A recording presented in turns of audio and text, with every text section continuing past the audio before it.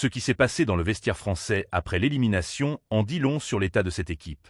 Deschamps est sorti accuser l'arbitre devant les caméras du monde entier. Mbappé a reconnu en direct que son équipe n'avait tout simplement pas fait le match qu'il fallait. Et pendant que les Bleus digéraient la pire soirée de leur mondial, un nom circulait déjà dans tous les couloirs de la fédération pour prendre la suite.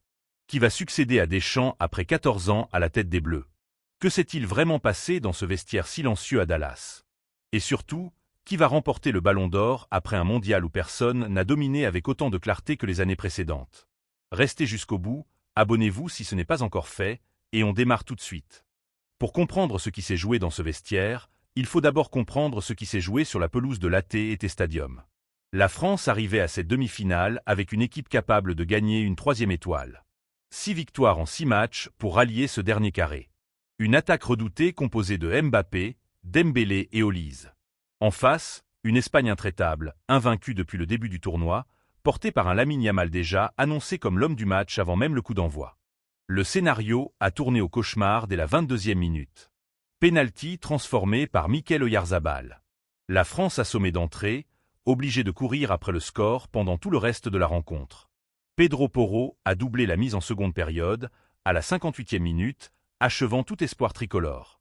Résultat final, 2-0 pour l'Aurora, qui file en finale à la recherche d'une 2e étoile mondiale, 16 ans après le sacre de 2010. Le trio offensif français, annoncé comme le plus dangereux du tournoi, est resté muet. L'équipe a résumé la prestation de l'attaque en un mot, insipide. Abonnez-vous à la chaîne si vous voulez suivre l'analyse de cette fin de mondial jusqu'à la finale de dimanche. Après le coup de sifflet final, le vestiaire tricolore est resté silencieux de longues minutes. Pas de scène de larmes visibles, pas de gestes déplacés, mais une frustration palpable.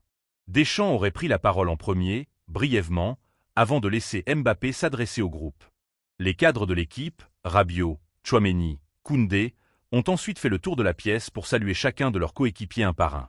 Un vestiaire digne, à l'image du parcours accompli dans ce tournoi, mais rongé par l'amertume de ne pas être allé au bout. En conférence de presse, Deschamps n'a pas cherché à noyer la défaite sous de fausses excuses. « Nous sommes fiers du parcours effectué dans ce mondial », a-t-il déclaré.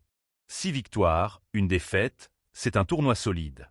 Ce soir, nous n'avons pas su hausser notre niveau au moment clé. Mais le sélectionneur n'a pas non plus totalement épargné l'arbitrage de la rencontre, s'interrogeant ouvertement sur certaines décisions clés du match qui, selon lui, auraient pu changer la physionomie de la soirée. De son côté, Mbappé n'a pas cherché à se défausser sur un coéquipier en particulier. Au micro de TM6, le capitaine tricolore a livré une analyse lucide et sans détour. On n'a pas fait le match qu'on voulait faire, ni tactiquement, ni techniquement, ni dans le niveau global qu'on a fourni, a-t-il reconnu. Quand tu ne fais pas ce que tu es censé faire en demi-finale de Coupe du Monde, tu ne gagnes pas. Un discours de capitaine qui prend sa part de responsabilité, loin de l'image d'un vestiaire à feu et à sang que certains comptes non vérifiés ont tenté de faire circuler dans les heures qui ont suivi la défaite. Mais la vraie question qui agite désormais tout le football français ne concerne plus ce match perdu, elle concerne l'avenir. Car ce samedi, à Miami, Didier Deschamps dirigera très probablement son dernier match à la tête des Bleus, pour le match de la 3e place face au perdant de la demi-finale entre l'Angleterre et l'Argentine, qui se joue ce mercredi soir à Atlanta. Après 14 ans de règne, un titre mondial et une finale perdue, l'heure du bilan approche pour le Basque.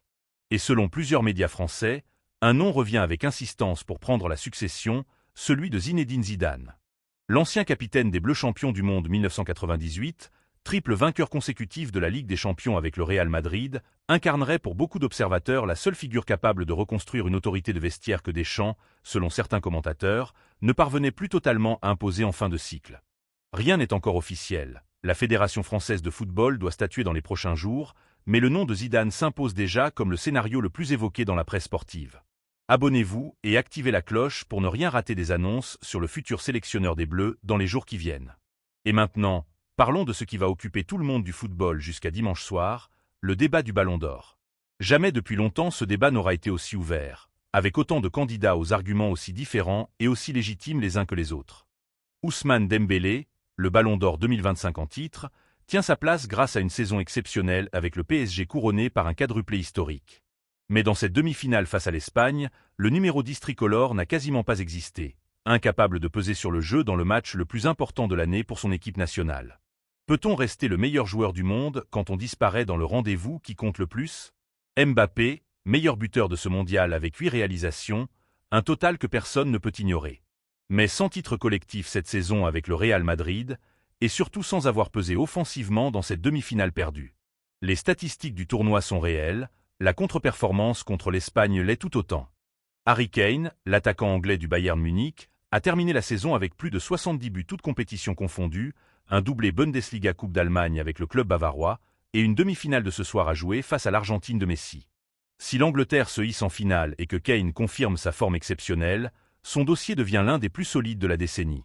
Lamine Yamal, 19 ans, celui qui vient tout juste de faire plier la France en demi-finale. Le prodige espagnol porte une Rora qui n'a encaissé qu'un seul but avant cette demi-finale et qui rêve désormais d'une deuxième étoile mondiale. Si l'Espagne soulève le trophée dimanche avec Yamal comme protagoniste, son argument devient difficile à ignorer, malgré son jeune âge. Et puis il y a Messi. 8 buts en 6 matchs à 39 ans, meilleur buteur de l'Argentine dans ce mondial, une demi-finale ce soir face à l'Angleterre de Kane pour tenter d'écrire une nouvelle page de sa légende, 40 ans après l'épopée de Maradona contre les Anglais. Si l'Argentine se qualifie et que Messi mène son pays vers un second sacre mondial, remporter un nouveau ballon d'or à 39 en serait tout simplement l'un des accomplissements individuels les plus marquants de l'histoire de ce prix. 5 candidats, 5 histoires différentes, et un seul trophée. Ce mercredi soir, l'Argentine et l'Angleterre s'affrontent à Atlanta pour une place en finale. Dimanche, l'Espagne jouera cette finale face au vainqueur de ce soir, à New York. 2 de ces 5 récits vont continuer à s'écrire, les 3 autres devront se contenter de ce qu'ils ont déjà accompli cette saison. Dites-moi en commentaire qui mérite selon vous le ballon d'or cette année, et si vous pensez que Zidane est vraiment la bonne solution pour reconstruire cette équipe de France. Likez la vidéo si vous pensez que l'Argentine de Messi ira au bout de ce mondial. Abonnez-vous si ce n'est pas encore fait, et activez la cloche pour ne rien manquer de la suite de cette Coupe du Monde jusqu'à la finale de dimanche. Deschamps termine son cycle sur une déception, Zidane attend dans les coulisses, et le ballon d'or le plus disputé depuis des années se jouera dans les prochains jours sur les pelouses américaines. Cette chaîne sera là pour tout vous raconter. Et avant de terminer, il y a une dernière chose à souligner sur ce que cette défaite révèle du football français dans son ensemble, car ce qui s'est passé ce mardi soir à Dallas dépasse largement le simple résultat d'un match. La France avait sur le papier l'un des effectifs les plus talentueux de la compétition, mais le talent individuel ne suffit pas toujours face à un collectif aussi rodé que celui de l'Espagne. 7 matchs, un seul but encaissé avant cette demi-finale, une maîtrise du ballon et du tempo qui a fini par étouffer l'attaque française pendant 90 minutes. La Rora n'a pas seulement gagné un match, elle a démontré que l'équipe prime sur les individualités, aussi brillantes soient-elles.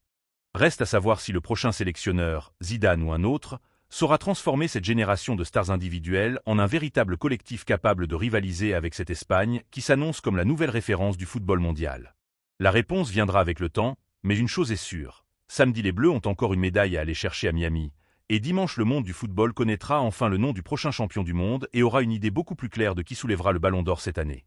Abonnez-vous à la chaîne, activez la cloche, et rendez-vous très vite pour la suite de cette fin de mondial 2026.